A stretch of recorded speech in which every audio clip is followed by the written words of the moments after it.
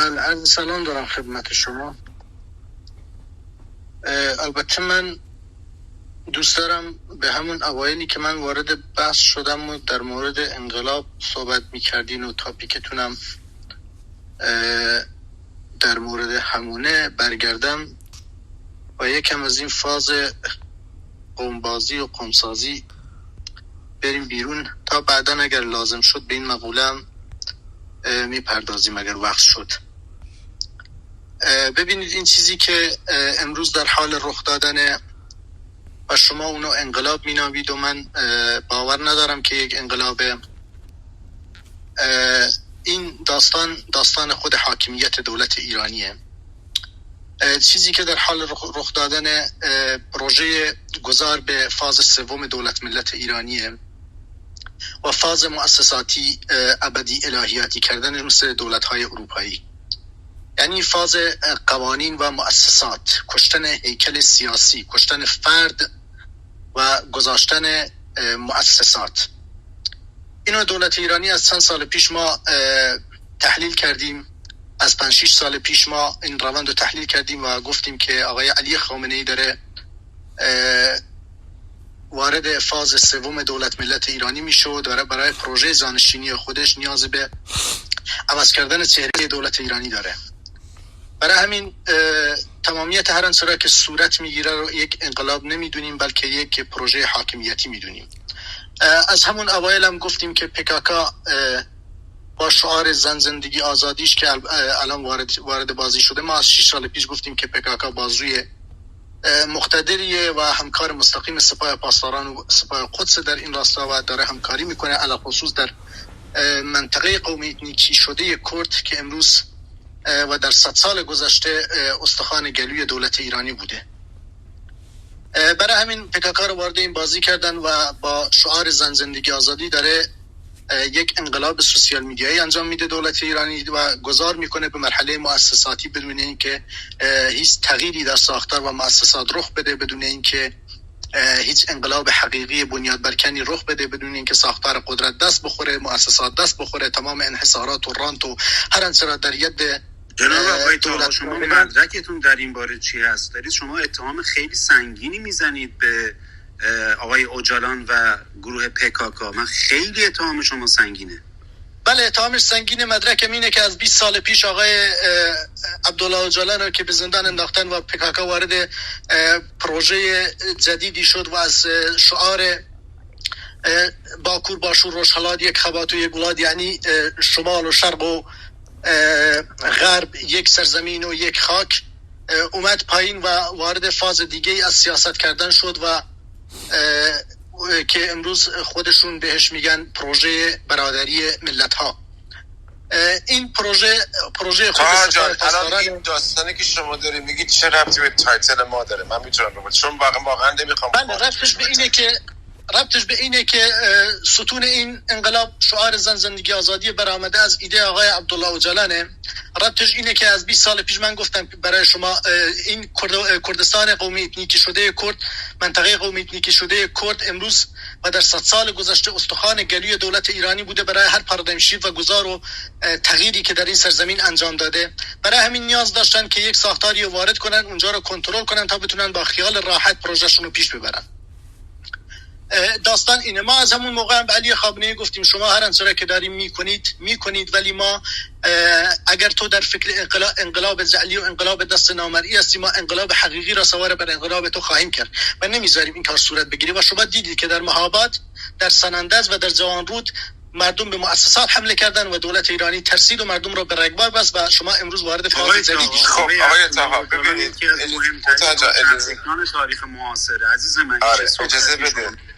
ببینید دوستان، من یه مشکلی که همیشه پیدا میکنم توی روم ها و یه خودم شاید از کوره در برم و بعدم توی چت روم برای من بفرستن پیام که تو دیکتاتوری رو نمیدونم ایلو بیلو از این داستان ها که همین الان هم دارن به این مسیج میدن. ببین عزیز دل برادر، دوست عزیز، من به اتفاق دوستانمون راجع به یک چیزی فکر کردی، یک تایتل رو انتخاب کردی. مشکلات و این داستانهایی هم که شما دارید بگید کم و بیش همه باهاش در جریان هستیم. الان سوال من از شما اینه، ائتلاف میشه کرد یا نمیشه کرد؟ خوبه این کار رو بکنیم، به نفع این انقلاب هست یا نیست؟ در این زمینه لطفا صحبت بکنید. این که طرف اومده اونو گفته من این کارو کردم یا اون این کارو کرده یا این اسم انقلاب اون ورداشو گذاشته خودش اینجوری کرده، که چه درد من میخوره الان؟ ببینید آقای تایتل هایی که نه اجازه بدید، من اجازه نمیدم بهتون، اجازه بدید یه لحظه. ببینید ما که بیکار نیستیم که بیایم بشینیم اینجا بعد هر کس هر چی دلش بخواد بیاد بگه. که ببخشید من اینجوری صحبت میکنم چون واقعا بعضی موقع آدمش فشار میاد. ما داریم راجع به یه چیزی، حتما یه چیزی پشت این هست. ما میخوایم بگیم آقا جان امروز میشه ائتلاف کرد یا نمیشه کرد؟ اگر تعریف ائتلاف شما بلدید، اگر میفهمید ائتلاف یعنی چی، با این اختلافات قومی، با این اختلافات نمیدونم سیاسی، عقیدتی، هر چی که اسمشو میذارید، آیا الان زمان ائتلاف نیست که از جمهوری اسلامی عبور کرد؟ حالا باز میریم تو حاشیه. اگر من بخوام مثلا فرض کنم به بحث فدرالیسم بپردازم، یه اتاق میذارم تایتلشو میذارم فدرالیسم، بیاد بشینید اونجا هر چی دلتون خواست بگید. حالا جالب اینه اگه اتاق فدرالیسم بزنم میرید راجع به چیز دیگه هم حرف میزنید. اینو من امتحان کردم ها. ببین آقای سیاوش نه من شما رو نمیگم، من شما رو کلی دارم میگم، من شما رو نمیگم. میگم من یه تایتل میزنم به اسم فدرالیسم، به خدای کسی بیاد راجع به فدرالیسم صحبت کنه، همه بیان یه چیز دیگه میگن. 3 هفته پیش یه چیز دیگه زدم یه چیز دیگه شد، 2 هفته پیش یه چیز دیگه زدم، پیروز یه تایتل دیگه زدم. اصلا من نمیدونم این تایتل رو نمیتونیم بخونیم. آقا ائتلاف خیلی ساده است دوستان. ائتلاف حول کدام محور، حول کدام تعریف از آزادی، حول کدام متن انقلابی، حول کدام تبیین نظری انقلاب، حول کدام ایده سیاسی برای ساختار آینده؟ شما هیچ چیزی نداری عزیز من. شما ببین من اتاق زدم که تو بگی، من این اتاق زدم که تو تعریف خودت از ائتلاف برای من بگی، من یاد بگیرم. من نمیدونم، راست میگی. من دارم میگم آقا برای من تعریف کن ائتلاف چیه، شما بفهمید، تعریف بفهمید، من یاد بگیرم. بفهم. سیاوش جان ببخشید من وسط حرفتون میپرم یهویی، فقط یه چیزی یادتون رفت ازش بپرسین که منظورشون از انقلاب حقیقی رو اول برای ما توضیح بدن. من خیلی دلم میخواد وقت خودم رو به این آقا بدم و برای من توضیح بدن که منظورشون از انقلاب حقیقی چیه، که اول اینو توضیح بدن بعد برن روی مسئله ائتلاف. ممنونم. بله آقای طاها تشریف بردید هستید؟ بله ببین دوست عزیزم، ببین خیلی من خیلی خوشحالم اینو گفتی، باور کن خیلی خوشحالم که این حرفو زدی. من تعریف ائتلاف رو نمیدونم. خب الان شما برای من بگو که برای اینکه به این ائتلاف برسیم چه کار باید، راهکار بکنیم دیگه. داریم راجع به این حرف میزنیم. بفرمایید. ممنونم ازت. ضمن خوش آمدید صفی عزیز. ما ساختار مبارزاتی انتخاباتی نیستیم که نیاز به ائتلاف سیاسی داشته باشیم و ائتلاف بکنیم تا بریم در یه پروژه سیاسی شرکت بکنیم و احتمالاً برنده باشیم. ما ادعا میکنیم داریم انقلاب میکنیم.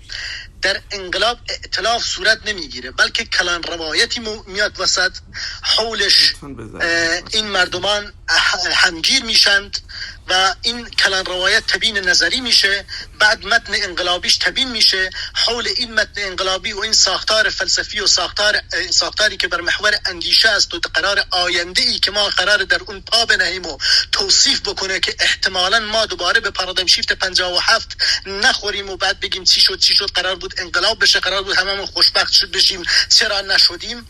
باید تمامیت این چیزایی که من گفتم موجود باشه. ما امروز هیچ چیزی نداریم دوست عزیز. ما نه متن انقلابی داریم، همین شعار زن زندگی آزادی یک کلمه تبیین نظری نداره که ما میخوایم در آینده این شعار چی از دلش بیاد بیرون برای زنان. خب شما خودت بشید متن آماده کن، میتونی این کار یه قدم بردار خودت.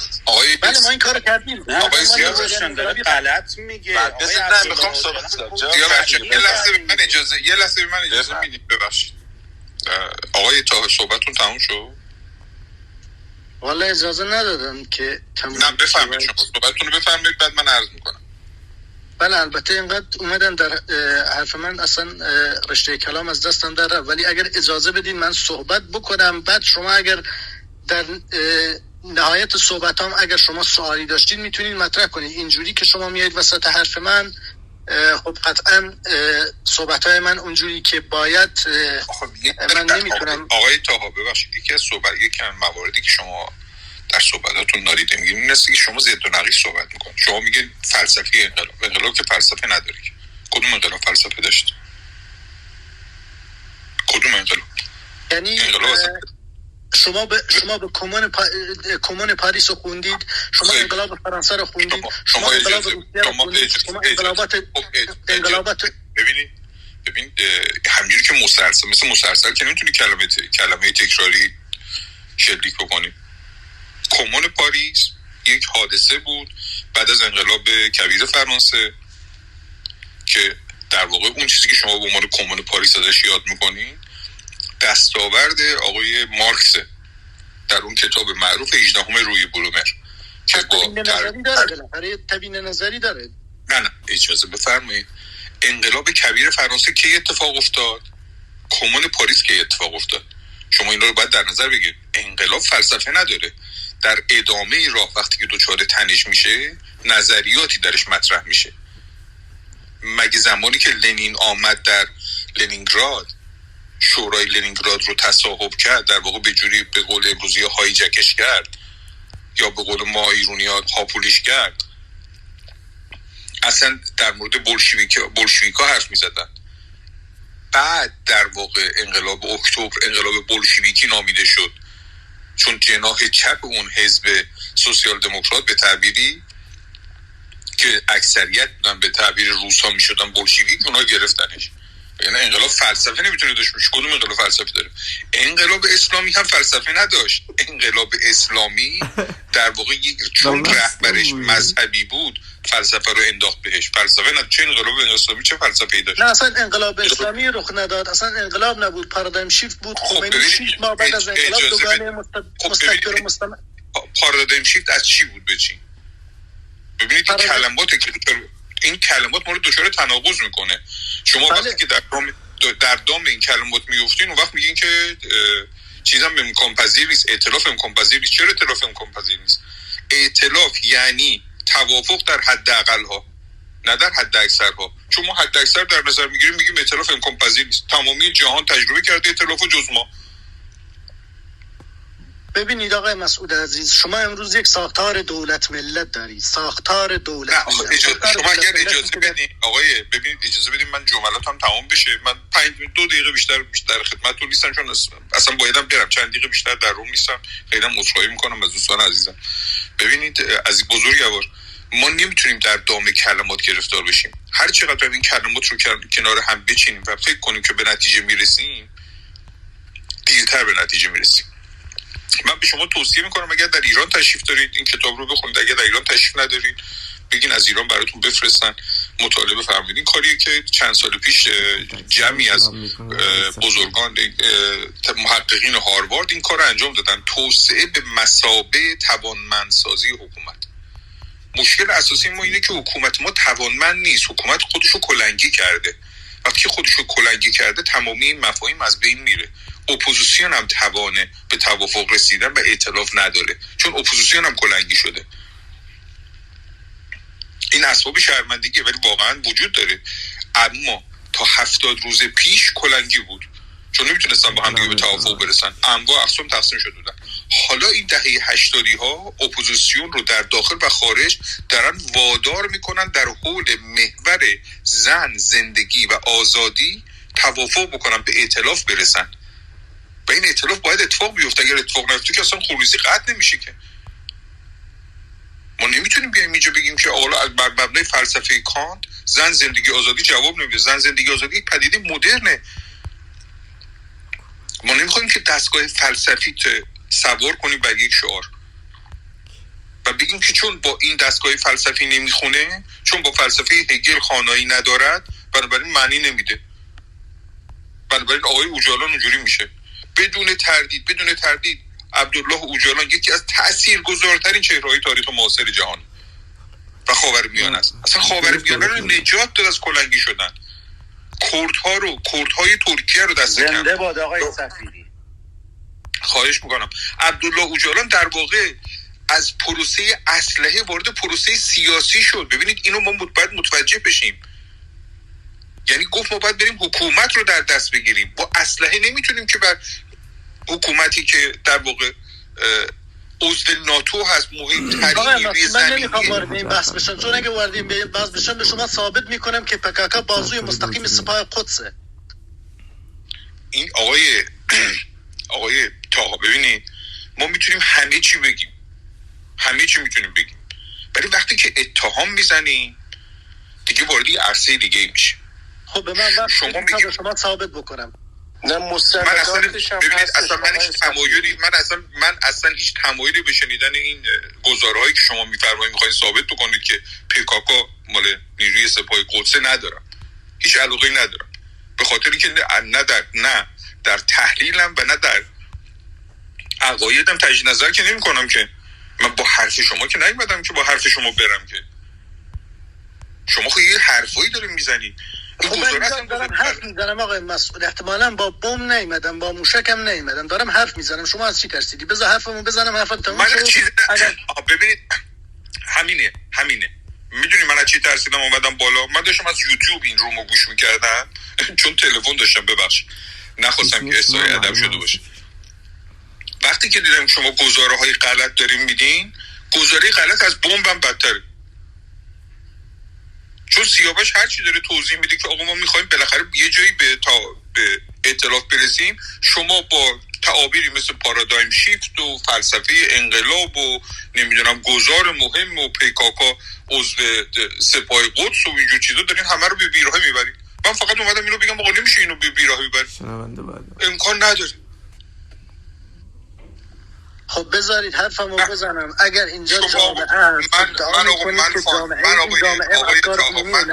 آقای تاها من فاندر روم نیستم، باور بفرمایید. من اجازه هم گرفتم حرف زدم. حالا فاندرای روم حضور دارم، به شما اجازه میدن صحبت بکنید. من دیگه اختیار دارید آقای سفیری عزیزم. من فقط خواستم که با کمال میل خدمتتون عرض کنم که یک، ما داریم اینجا صحبت میکنیم، دو، با مفاهیم بازی کردن الزاما ما رو به نتیجه نمیرسونه، فقط ما رو میبره تو بن‌بست. متاسفانه اسم این کلاب هم بن‌بسته. من فکر کنم همه کسایی که میان اینجا فکر کنن که همه باید بریم تو بن‌بست. نه، اتفاقا این اسم این بن‌بست بازه. اینجا هیچ بن‌بست فکری ایجاد نمیشه تا اینجایی که من تجربهشو داشتم. من ندیدم هیچ وقت اینجا بن‌بست فکری ایجاد بشه. بنابراین شما هم تلاش نکنید که با کلمات بن‌بست فکری ایجاد کنید. من فقط خواستم بگم که مواردی که فرمودید با عرض معذرت خیلی عذرخواهی میکنم از شما و از همه حاضرین. اینا غلطه. انقلاب فلسفه نداره. انقلاب یک حادثه‌ایه که اتفاق میفته، از پیش طراحیش نمی‌کنن. اصلا به همین دلیل هم بهش میگن انقلاب. از فیزیک گرفته شده، نه از علوم پایه، از فلسفه زاده نشده، دارای فلسفه نیست. پارادایم شیفت هایی که شما دارین میگین نه. من یک بار دیگه با کمال افتخار آقای عبدالله اوجالان رو یکی از چهره‌های تابناک تاریخ قرن 21 و قرن 20 میدونم.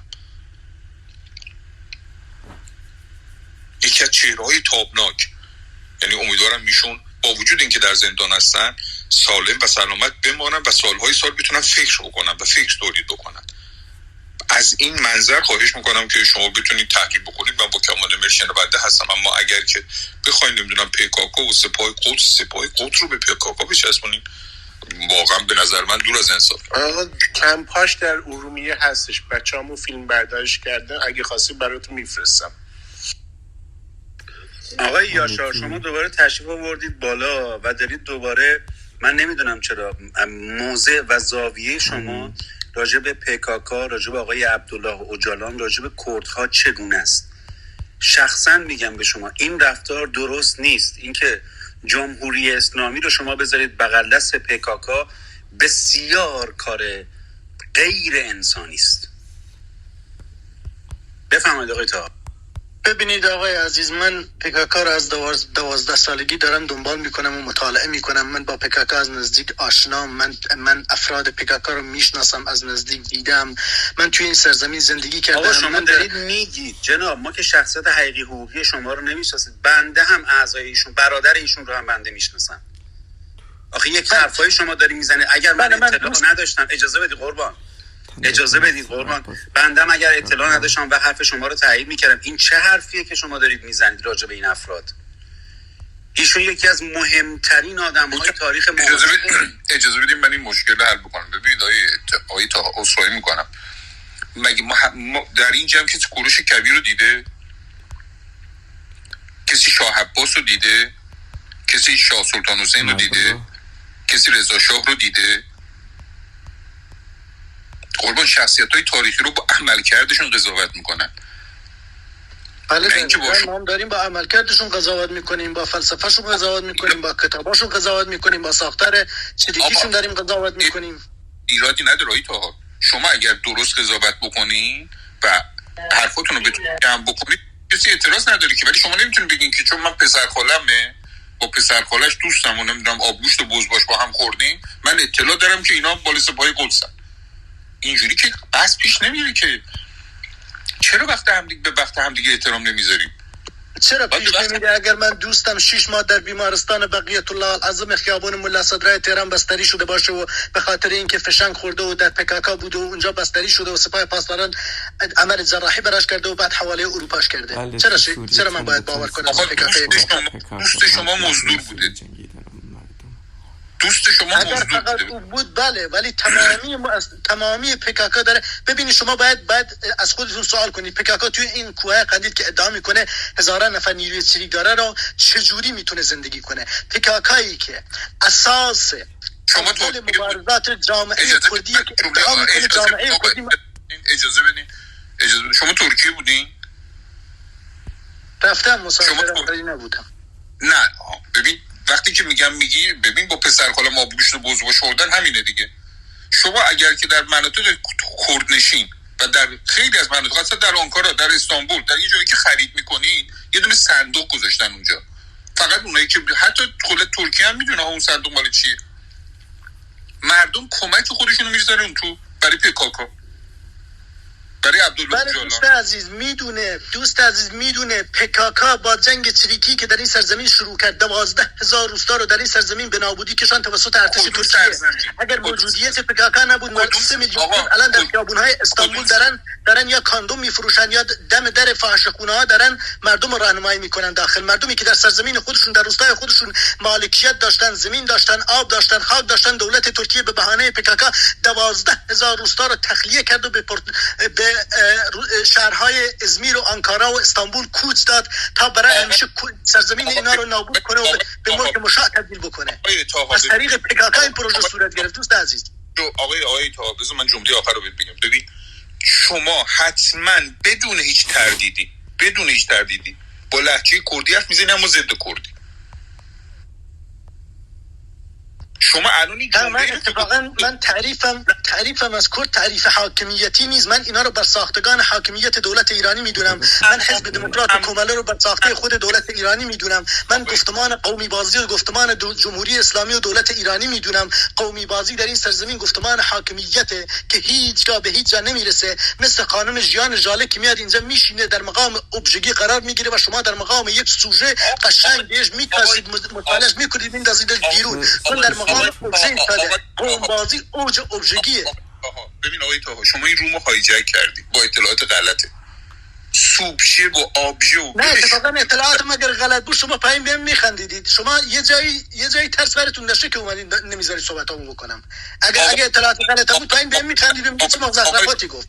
آقای هوتن یه رأی گیری بکنین ببینین که اگر که موافق هستن که آقای طاها به صحبتشون ادامه بده اصلا رومو در اختیارشون قرار بدین سکوت کنن. آقای طاها شما یک ساعت رأی گیری آقا 2 ساعت نشستم هم دارم آقای سفیری بذار این کارو بکنم. من خود علی خامنه‌ای باید صحبت کنم. شما که ادعای آزادی نمی‌کنید. آقای طاها شما 10 دقیقه بفرمایید صحبت کنید. من از آقای صفینی هم خواهش میکنم اگر اشکال نداره بمونن در اتاق. آقای طاها از الان تا 10 دقیقه وقت در اختیار شما، بفرمایید صحبتاتون رو بزنید از ابتدا تا انتها. گوش جان هستیم با شما، بفرمایید آقای طاها.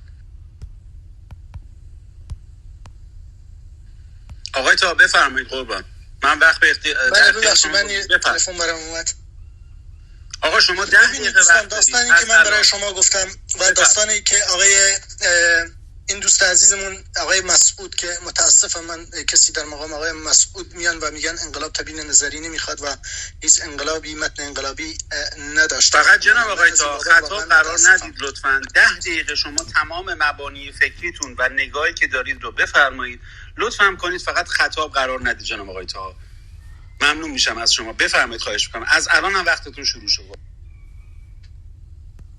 بله داستان اینه در این سرزمین از 100 سال پیش یک دولت ملت، یک ساختار بنیان نهاده شد به اسم دولت ملت ایرانی. همونطوری که این آقای مسعود ادعا کردند که انقلاب که دولت وظیفهش احتمالاً توسعه است، که من نمیخوام وارد بحث توسعه بشم چون اونم داستان بسیار مفصله که در کجای دنیا دولت وظیفهش توسعه است. حاکمیت، البته حاکمیت وظیفهش توسعه است، حاکمیت وظیفهش حکومت کردنه، ولی ما فرض رو بر این بگیریم حاکمیت وظیفهش توسعه است، ولی ما ایشون میگویند که دولت ما در راستای توسعه قدم بر نداشته.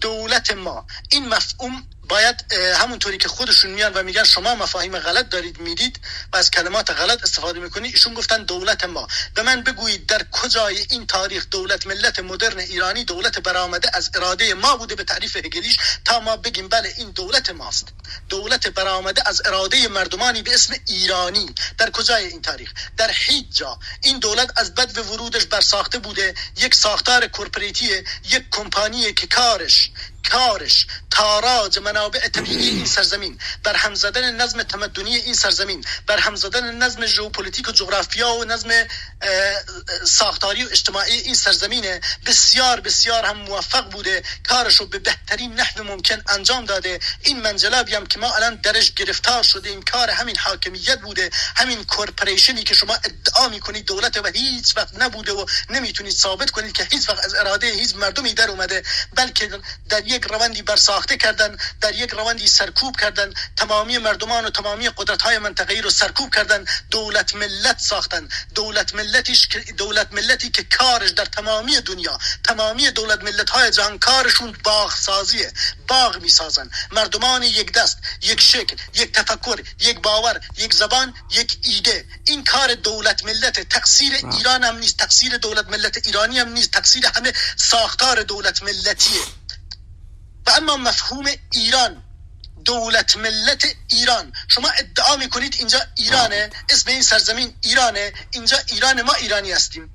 چرا من در کجای این تاریخ گفتم ایرانی هستم؟ من در این کجای این تاریخ اومدم و دولت ملت ایرانی ساختم؟ اگر شما ادعا میکنید تاریخ و همون تاریخی که شما به خود بهش باورمندید و شما تبیینش کردید و من بهش باورمند نیستم، داره از یک ساختار دیگه صحبت میکنه قبل از مشروطه. شما یک کپی کردید در این سرزمین به اسم انقلاب مشروطه، کپی برگرفته از انقلاب 1900 روسیه، کاملا کپی، بدون اینکه تو بگی در کدام روند بازارسازی کدام طبقه پرولتر، کدام مردمان بی همه چیز به درون این شهرها کوچ داده شدن که ما گرفتار معضلات عمیق بزرگ اجتماعی بشیم در شهرهای میلیونی که بخوایم دولت قانون دولت ملت ایرانی بسازیم. الا یک کپی درست شده از انقلاب 1905 روسیه رو اینجا زدن با قوانین برگرفته از فرانسه که نه قوانین ماست، نه با ساختار تمدنی ما میخونه، نه با ذهن انسان این سرزمین میخونه، نه با خوب خصلت مردمان ما میخونه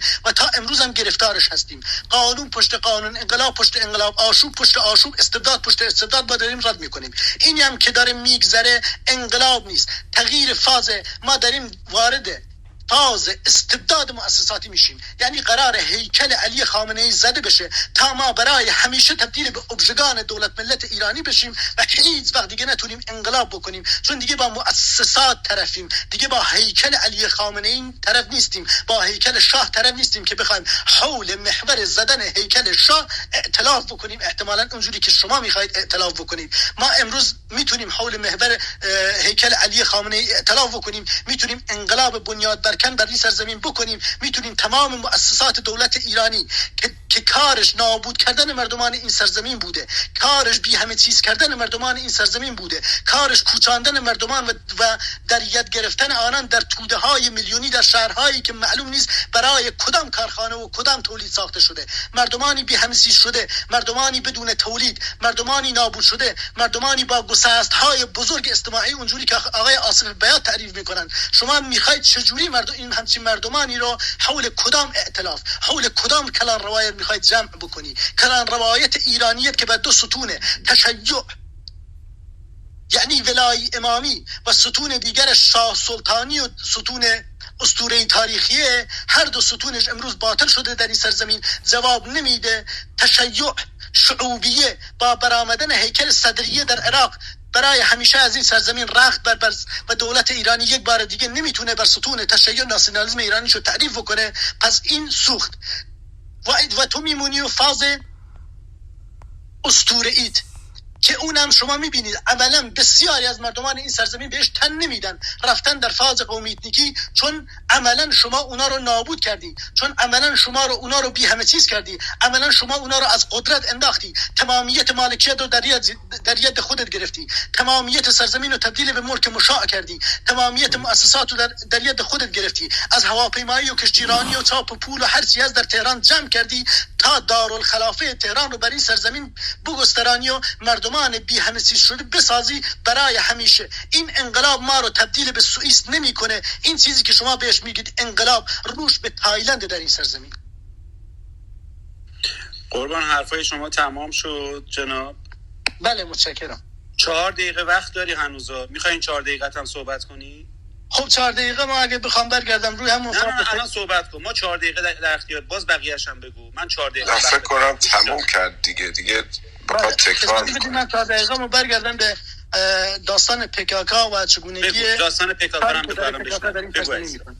ببینید از 20 سال پیش تمامی اتفاقای عبدالله عدلان. آقای هوتن اجازه ندید در مورد پکاکا صحبت بکنن دیگه. پکاکا چرا اجازه ندارم آقا؟ من شب روز دارم در کلاب اول رو بذار بشنوم جناب آقای پکاکا اگه در این کلاب موجودن بیان جواب بدن. باید نماینده پکاکا باشه از خودش دفاع کنه دیگه. این کلاب داره ثبت میشه، نماینده پکاکا بر صدای منو بزنه نقد کنه و خب آقای اجازه بده بس بخش اول صحبت‌ها رو بشنویم. شما در قبال تاریخ چه اهمیتی دارید؟ برم به حرفای شما. آقای مسعود شما جواب اینو منو بدید. چجوری در زیر سلطه سپاه پاسداران و دولت ایرانی کتابای عبدالله عدلان 20 سال پیش. آقای طاهری عزیزم بس فکر کنم دیگه تاها حرفاشو زده هوتن. آقای یه لحظه. خیلی 4 دقیقه شما وقت داری، بعداً در اختیارتون میذارم. من پاسخ آقای صفیری رو بشنوم به شما، بعد فکر کنم خانم دکتر تانیا میخوان صحبت کنن. آقای صفیری راجع به بخش اول صحبت‌های ایشون. ببینید عزیز من، شما در حضور کسانی که نیستن نمیتوانید متهم بکنید. این حزب، جریان، فرد، هر چی که هست، این اخلاقی نیست. خب ما هم در مقام دفاع از پکاکا نیستیم چون اطلاعی نداریم. من اطلاعات کلی دارم. البته اطلاعات کلی من خیلی از اطلاعات شما جزئی تر. من در بخش اول صحبت‌های شما هیچ نقدی ندارم چون اصلا متوجه نشدم شما چی گفتید. شما یه سری کلمات رو در قالب جملات نامفهوم ارائه دادید با عرض شرمندگی. نمیدونین ابژه چیه، نمیدونین سوبژه چیه، نه میخواین در مورد هیچ. اصلا ما اینجا نیومدیم که کلاس فلسفه بذاریم، که ما اومدیم خیلی راحت با هم دیگه حرف بزنیم. شما خیلی با هیجان اومدی چیزایی گفتی رفتی تموم شد. در مورد پکاکا میخوای بری صحبت کنی، برو برای خودتون روم بزنید در موردش صحبت بکن. اگر نمایندهشون اومدن عرض میکنم من فقط به عنوان کسی که اینجا هستم اعتراض خودم رو اعلام میکنم. ممکنه که هوتن، آقای سیاوش و سایر دوستان به شما اجازه بدن 4 دقیقه در مورد پکاکا صحبت بکنیم. من هیچ اعتراضی ندارم اون وقت. اما من چون گفتین که 4 دقیقه رو میخوام بر علیه پکاکا استفاده کنم، من گفتم پکاکا حضور ندارن، حزب دموکرات حضور نداره، حزب فلان حضور نداره. نقد میکنیم علیه نیست، نقد میکنم. من دارم اینجا نقد میکنم. ساها جان لطفاً اگر 10 دقیقه میتونه صحبت کنه، من میتونم فقط 1 دقیقه صحبت کنم بعد برم تو من ارزی ندارم. بله اجازه بده هوتن جان. ببخشید ببین این روم ما کلا هایجک شد. یه صلوات هم بفرستیم واسه آقای طاها. خیلی ممنون روم رو هایجک کردی آقای طاها. ولی به لحاظ اینکه توی چت روم نوشته بودن که ما میترسیم نمیذاریم شما حرف بزنید، هوتنم لطف کرد به 10 دقیقه وقت داد، 6 دقیقه حرف زدی دیگه. هم لطفا ازت خواهش میکنم که دیگه روم ما رو به هایجک نبر، اجازه بده برگردیم به تعطیل. مرسی ازت. خب هوتن جان نفر بعدی رو بشن. فکر کنم آقای آیدین یه کامنت داره، کامنت آقای آیدین رو بشن. من عذرخواهی میکنم، من اصلا کلا آدمی نیستم که خیلی تو کلاب هاوس بیام، شدم 2 ساعتم در کل عمرم نبودم و الان تازه اومدم، دلیلش هم بعدا عرض میکنم خدمتتون. ولی ببینید شما وقتی به یک نفر 1 دقیقه وقت میدین، اینجا الان 900 نفر هستیم، میشه 900 نفر دقیقه. 10 دقیقه وقت میدین میشه 9000 نفر دقیقه. این معادل با اینی که از 1 نفر 9000 دقیقه وقت گرفتید، 9000 دقیقه میشه 1 هفته از وقت 1 نفر. شما وقتی 10 دقیقه وقت صحبت میکنین و 1 هفته از وقت 1 نفر رو میگیرین، ببینید چقدر به اطلاعاتون نفر اضافه کردین و ببینید آیا اصلا ارزشش رو داشت دیگه. یه نفر که 10 دقیقه صحبت کرد 1 هفته وقتی 1 نفر رو گرفت. آید اینجا سیافتشان توضیح دادم. ببین در بک چنل و پشت برای من نوشتن که شما صدای آدم ها رو خاموش میکنید، نمیذارید حرف بزنن. ما در کلاب بنبست به هیچ وجهی به سانسور اعتقاد نداریم و اجازه دادیم صحبتشون رو بکنن. از این روی هر نقدی باشه به من وارده، من میپذیرم، ولی فکر میکنم میبایست این کار صورت میگرفت که بعد ما با این اتهام مواجه نشیم که ایشون رو سانسور کردیم. گوشه جانم. من بازم نمیخوام وقت بگیرم. من بسیار صحبت‌های شما رو میپسندم و واقعا قبول دارم. از این نظر که گفتین آقا هدف همه ما براندازی، حرفای این آقا به ائتلاف برای براندازی ایران چه ارتباطی داره؟ چه کمکی میکنه به انقلاب الان ایران، به ائتلاف ما و به تمام اون آرمان‌هایی که بهش اعتقاد داریم؟ آیدین جان من 1 ساعت دارم همین رو میگم. ممنونم ازت، بالاخره تو به کمک من اومدی. خواهش میکنم. من وای میسم تو نوبت خودم. بسیار سپاسگزارم از آیدین جان عزیز، خیلی متشکرم. خب ما فکر میکنم نوبت حنا جان عزیز باشه. باید حنا جان رو بشنویم. حنا رو نشنیم. حنا جان گوشه جان هستن، باید هستین کنار مایک؟ بله من هستم. صدای منو داریم؟ بله صدای شما رو داریم. خوب بفرمایید. خواهش میکنم. سلام عرض میکنم همه دوستان، خسته نباشین. اتفاقا میخوام در مورد تایتل روم حرف بزنم. من